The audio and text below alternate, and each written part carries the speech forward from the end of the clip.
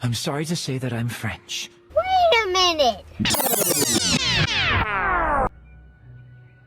I'm sorry to say that I'm gay!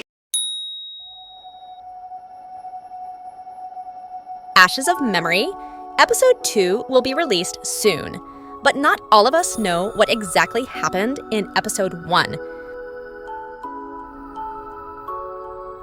Today, I will share you the recapped story of Ashes of Memory, Episode 1. Check it out in this video.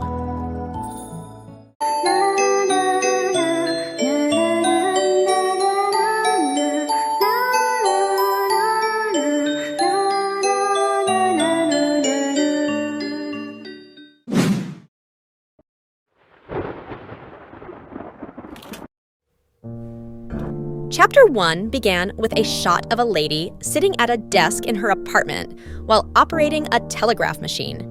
Her name is Alice de Ross. A little bit of flashback about Alice de Ross. She is the sole survivor of the Elitist Manor incident. When she was little, a group of people raided her house, killing her parents and getting her separated from her close friend. After that, she was taken into the Miles orphanage and experimented on until someone took her to Melbourne to become yet another test subject. Orpheus tried to adopt her, but got rejected because they are not related by blood. Eventually, Alice escaped and went on to become a social journalist in England. By doing so, she tried to reveal the Manor incident and find his missing friend. After finishing with the machine, Alice tidies up her desk and mentions that she needs to go. Then, she began to pack her luggage, in which she picked up 9 newspaper clippings that somehow resembled the maps of this game.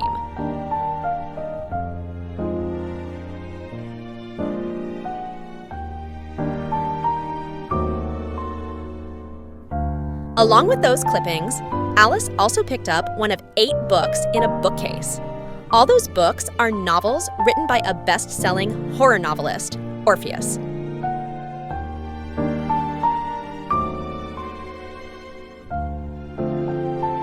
Then, she also picked up a letter addressed to her companion, in which the player can enter their own name. She also picked up some other things.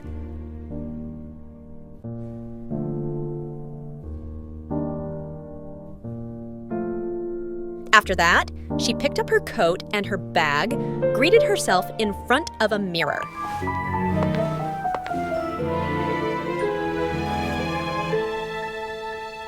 Nice to meet you.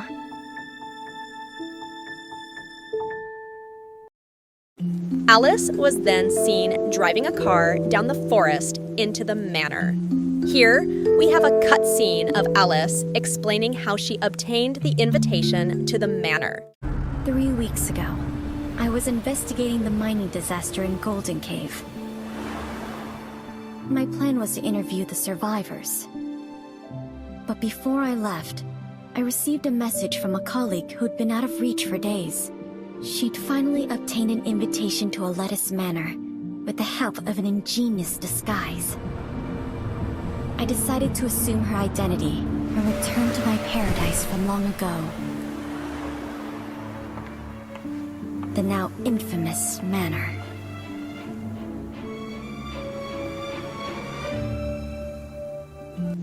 Alice arrived in front of the mansion's door and knocked on it. Since no one answered, she was then given 2 choices: whether to keep knocking or push the door and enter silently. In both scenarios, a butler appeared and mentioned that she was not expected today, and that the lord of the manor wasn't present. He then introduced Alice to another guest who had just finished playing the piano. They introduce themselves to each other, and the guy in the red coat introduces himself as Frederick. Alice then asked about the performed piece and his reason for coming to the manor. After answering the questions, Frederick returned to his room. Alice can then inspect the living room, saying that the setup of the place is exactly as she remembers it before the accident, as if someone is working to restore everything.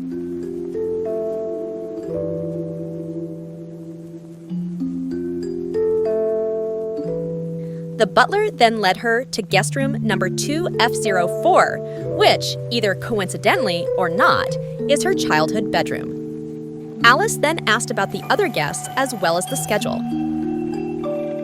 She then unpacked her luggage and made a comment about the painting hanging on the wall. She wanted to investigate something in the manor, but decided that she should do it at night, when everyone is asleep. After the night came, Alice was seen in her room preparing something. She can then choose 2 locations to be investigated, which are the greenhouse and the dining room. In the greenhouse, Alice will note that there is a plant specially grown there. While in the dining room, she has a flashback about her childhood. In her conscience, the dining room was her favorite spot to play with her friend, who likes to write down stories before reading them out to her. This used to be my favorite spot to play as a child.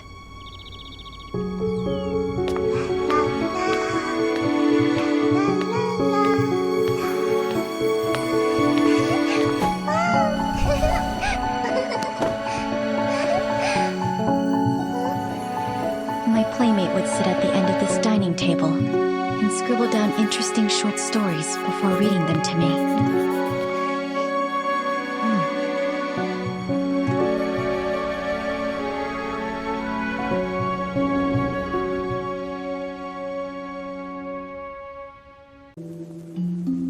After checking out both locations, Alice pointed out that there is a location known only to the owner of the manor.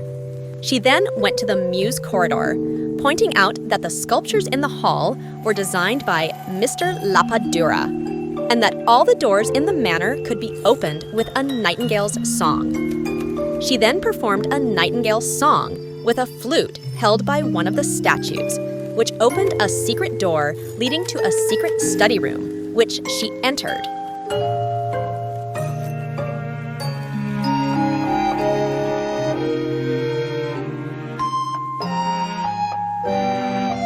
In the secret room, she found diaries that mentioned Emma Woods and the Hunters. Alice said that the diaries seemed linked to the cold case she was investigating and left the study room after noting the time.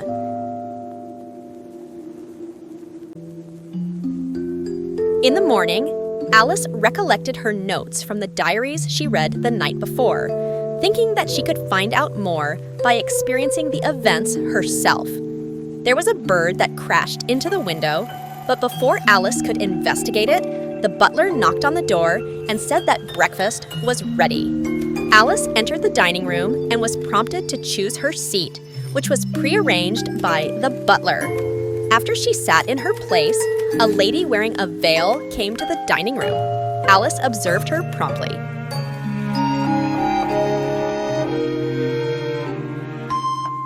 The lady introduced herself as Melly Plinius. Melly stated that there's a species of bee nearby for study and that she came from the greenhouse, conducting observations of the plant that Alice discovered the night before. After that, Alice asked about her husband and about the strange ferns. Melly explained that her husband is dead and that the manor lord prepared special soil for the ferns.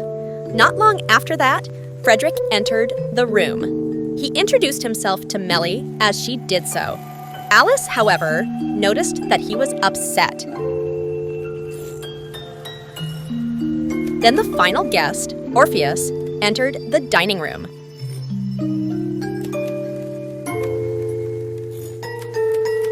After they finished breakfast, the butler revealed that the Lord wanted to meet them at the Kryberg racecourse in the afternoon.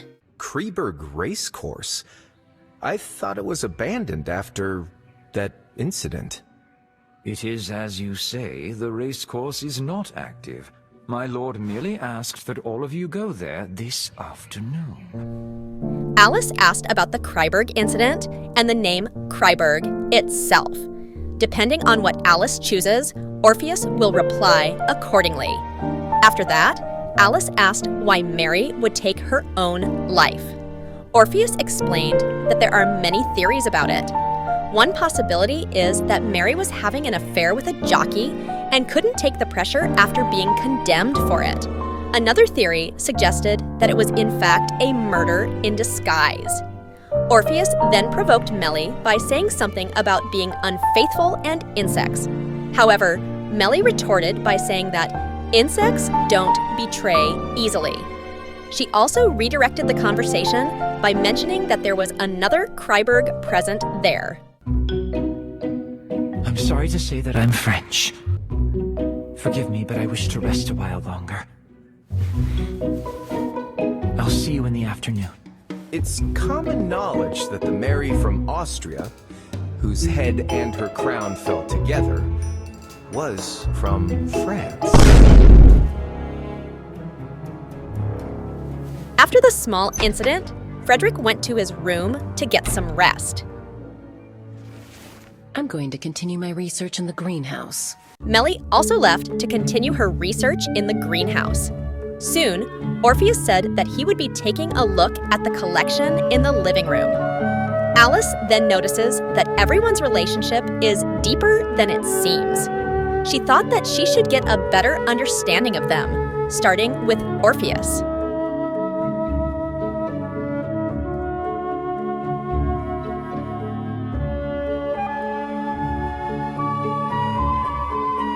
Alice approaches Orpheus in the living room and offers to play the piano at his request. In exchange, he says that he will tell her about his new book. So that's the recapped story of Ashes of Memory, Episode 1. We can expect the continuation of the story in Episode 2, such as what happened in the Kryberg racecourse and the appearance of Norton. But what do you think Episode 2 would be? Share it in the comment section. Thank you for watching and see you next time.